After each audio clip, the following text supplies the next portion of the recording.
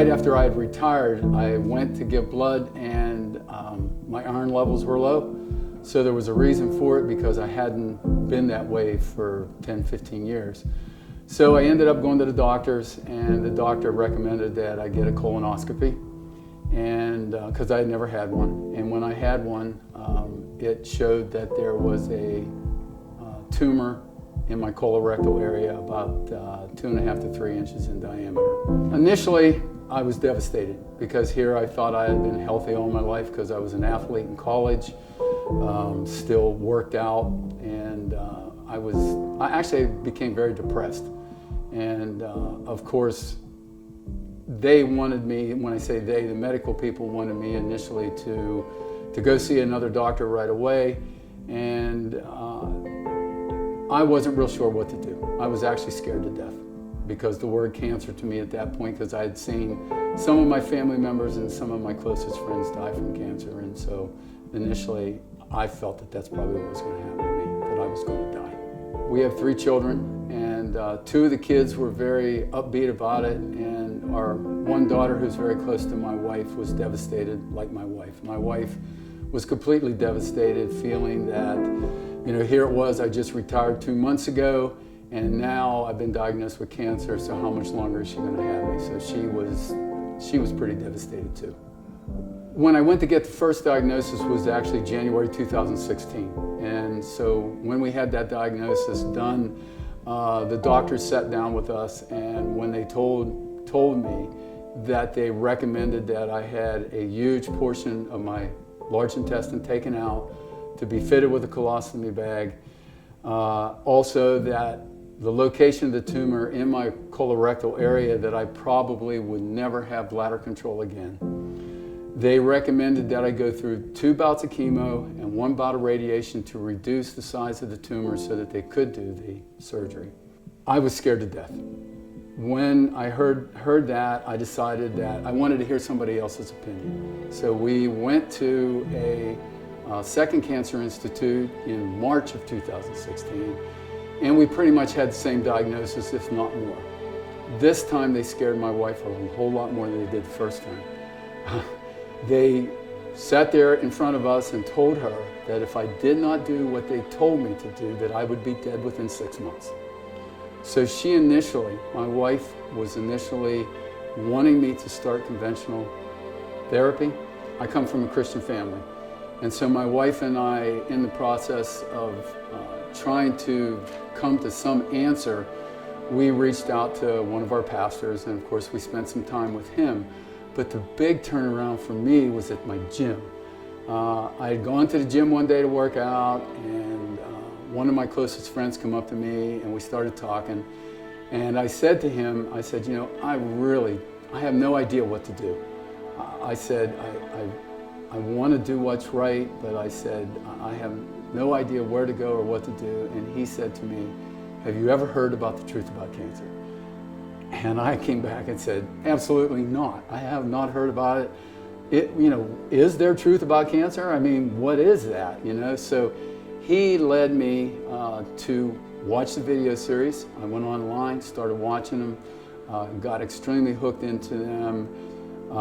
But in watching the Truth About Cancer series, I decided that I wanted to research more, and that's when I decided around June of 2016 to reach out for natural healing, and that's when I went to a naturopathic clinic and started my natural healing in September 2016. I have always felt that God has given us an amazing body with an amazing immune system, and when we neglect it, which I think I probably did for 60-some years, we open ourselves up to so many things. And I was just totally turned off by everything that the oncologists were telling me, except for the one that I go to now.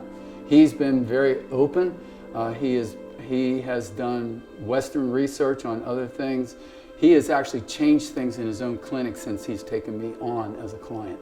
So it's been good for me. Originally, wasn't real sure where to begin, so that's why I decided to go to a naturopathic clinic, and I have 2 doctors there and a nutritionist. One of the things that they started me on was kind of an abbreviated diet of abbreviated to Dr. Gerson's therapy diet, and also ketogenic. These two diets I was on for probably about the first 6 months. I completely stopped eating any red meat. I no longer would eat anything out of a can. I was not eating any processed foods. I went to eating all organic fruits and vegetables. And in the first 6 months, I was not eating any animal protein at all. I was getting most of my protein from quinoa and organic nuts and organic seeds. So that was the original protocol, okay? As time went on, when I went into the second year, which would have been January of 2017, by that time I had lost 80 pounds. And I had gone down from 240 to 161. Of course, at that time, my family doctor and my oncologist was telling me that it was not my diet that was doing this to me, it was the cancer, and that the cancer was killing me. And that I really need to be thinking about getting off of this natural way and go to a more conventional medical way before that it really did kill me. My naturopathic doctor continued to tell me that it is only the fact that my body was so toxic and that I needed to detox. And actually within 2 months, about February of 2017, I began to gain weight back. When I think of all that I have changed in my protocol, I have changed everything from the fact of eating, and I no longer use any refined sugars. I don't eat any cakes, pies, that kind of stuff. And I used to be a cookie-holic. So it was really tough for me in that respect. I actually quit drinking alcohol. I never slept 8 hours before in my life. My naturopathic clinic, my naturopathic doctor put me on 20 milligrams of melatonin so that I could actually start to sleep at night. And so I began sleeping 8 hours at night. Never slept 8 hours before in my life because my job always had me up at 3 in the morning. And actually, 8 hours of sleep was phenomenal. My body started to feel better. It liked the idea of getting 8 hours. I actually started doing Reiki therapy. Was doing Reiki every 2 weeks for initial depression and stress, but I continue to do Reiki now. I also started doing sun therapy, even in the middle of winter. And doing sun therapy in Pennsylvania in the middle of winter is not easy. I learned how to sit outside, and my body adjusted to sitting outside in 20-degree weather with a pair of fingerless gloves on to keep my hands warm, of getting sun for that vitamin D and that rush that it gave to me. But when I look at the overall picture, I still have colon cancer.